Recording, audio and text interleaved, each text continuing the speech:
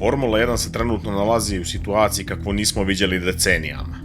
Dok su svi fokusirani na ono što se dešava na asfaltu, iza zatvorenih vrata FIA u toku je tiha, ali radikalna rekonstrukcija samog DNK ovog sporta. U zadnjih 30 dana donešene su odluke koje su direktno izazvale uzbunu u inženjerskim štabovima najvećih timova. Neki kažu da je ovo povratak korijenima, dok drugi tvrde da se radi o očajničkom pokušaju, da se ukroti tehnologija koja izmiče kontroli. Ono što je sigurno je da pravila igre više neće biti ista, a ono što nas čeka od sljedeće sezone iz temelja će promijeniti način na koji gledate sadašnje bolide. Ajde da vidimo šta se tačno promijenilo i zašto je baš ovaj trenutak prekretnica za čitavu sezonu, ali i za sve ono što slijedi do sezone 2027. Stisni taj subscribe i krećemo. Vozi.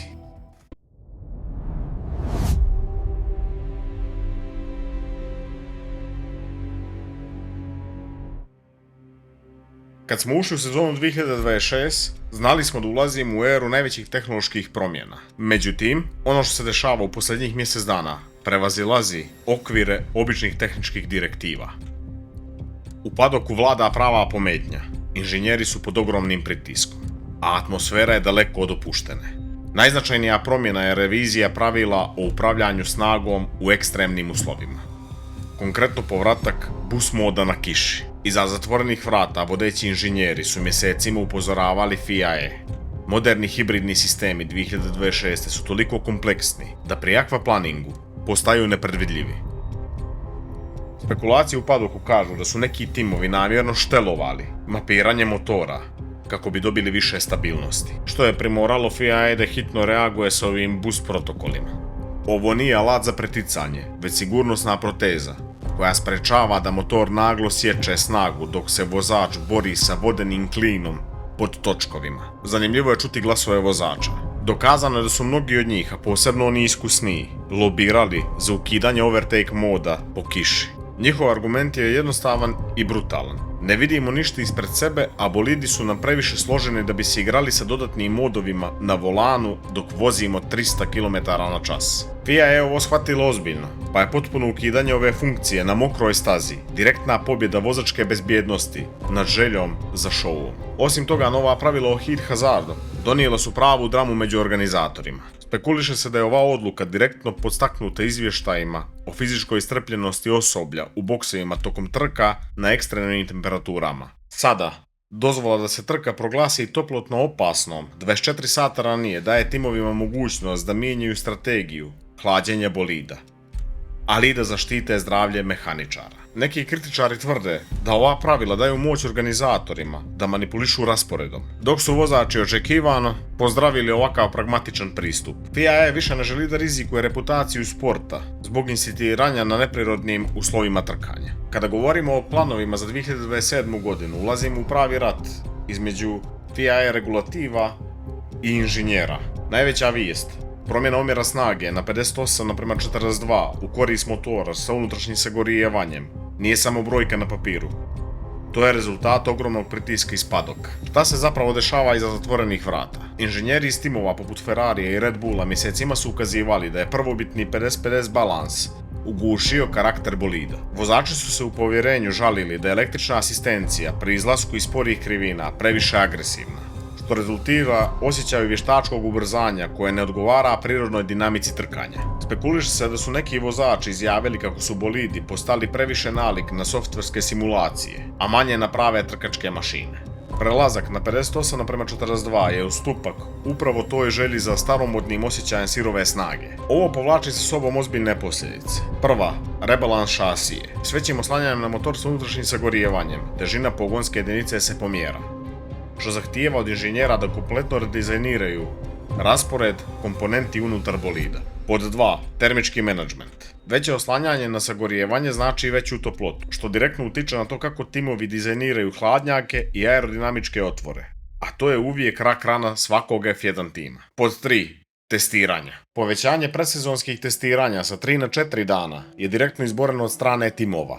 Čuje se da su manji timovi bili protiv ovog zbog budžeta, ali su veliki timovi insistirali da je jedan dan više presudan za razumijevanje balansa između baterije i motora. Povrh svega priča se o smanjenju krugova na stazama poput Monce. Ali pitate se zašto? Zato što su bolidi u 2026. godini postali pravi teškaši. Inženjerske analize iz padoka pokazuju da ako se ne smanji broj krugova, potrošnja guma i pregrijavanje kočnica na takvim stazama, prelaze granice bezbjednosti, što niko ne želi da gleda. Ovo je balansiranje na žici između ekoloških ciljeva koji su nametnuli hibridizaciju i sportske potrebe da bolid mora da bude brz i izdržljiv kroz cijelu trku. Kad podvučemo crtu pod ove promjene, jasno je da Formula 1 ne ide putem stagnacije, već brze i ponekad bolne adaptacije. Ove odluke u posljednjih mjesec dana nisu samo krpljenje pravila. To je dokaz da FIA je konačno sluša inženjere i vapaje vozača koji žele da vozi bolide sa pravim osjećajem. Za nas navijače ovo znači manje tehničkih haosa u uslovima kad je najvažnije da se vidi vještina, a netko ima bolji softver za upravljanje hibridom. Hibridna era, konkretno ova 2026. godine, bila je triježenje za cijeli sport. Ali sada ulazimo u fazu finog podešavanja mehanizma. Povratak na omjer 58:42 u 2027. samo je priprema terena za ono što nas čeka 2028. godine. Upravo 2028. godina će biti ključna faza evolucije, jer se tad očekuje pomak omjera snage na 60:40 u korist motora s unutrašnjim sagorijevanjem. To je granica za koju inženjeri vjeruju da će konačno vratiti onu prepoznatljivu sirovu snagu na stazi, balansirajući između neophodne ekologije i onoga što nas drži uz ekrane, zvuka i brzine. Ovo je putovanje na kojem smo već bili. Oni koji prate kanal znaju da sam u ranijim videima radio analize promjena, pravila i šta će se dešava posle 2030. godine. Ali sad dok snimamo ovaj video izašla još jedna zanimljiva činjenica. Za 2031. godinu FIA trenutno se sastaje sa timovima da dogovore da se vrati dolivanje goriva, jer smatra da će to da smanji težinu bolida. Sve ovo ukazuje da su sitne tehničke korekcije koje vidimo danas zapravo temelj za ono što će biti razlike između dominacije i zaborava u sezonama koje slijede. Pred nama je period gdje će svaki tim morati da pokaže koliko brzo može da se prilagodi, a 2028. godina će biti pravi lakmus papir. Trenutak kad će se sve jasno vidjeti ko je izgradio pravu osnovu za modernu, mehaničku Formulu 1. I dok se svi pitamo kuda će nas ovo povesti, šuškanje iz padoka postaju sve glasnija. Priča se da bi se nakon svega ovoga, tamo negdje oko 2030. godine, mogao desiti povratak na znatno jednostavnije jedinice, možda čak i na onaj legendarni V8 koncept. Ne želim da dužim priču o ovome u ovom videu zato što sam cijelu analizu o tome šta će se izdešavati, šta se dogovara ili šta je dogovoreno već odradio u jednom od prethodnih videa. Link videa ću vam pustiti u opisu videa. Ako vam se dopala ova analiza i želite da ostanemo u toku svih ovih dešavanja i svih ovih radikalnih promjena, stisnite taj like i uključite notifikacije. Također svakodnevne analize, brze reakcije na neke novosti, po neki insajderski moment iz moje svakodnevnice dijelim na Instagramu i TikToku. Možete mi tamo zapratiti, linkovi će biti također u opisu videa. Hvala što ste izdvojili vrijeme za video. Pišite mi u komentarima da li će omjer 60:40 spasiti iole duh Formule 1 ili nam treba još drastičniji rez. Vidimo se u sljedećem videu.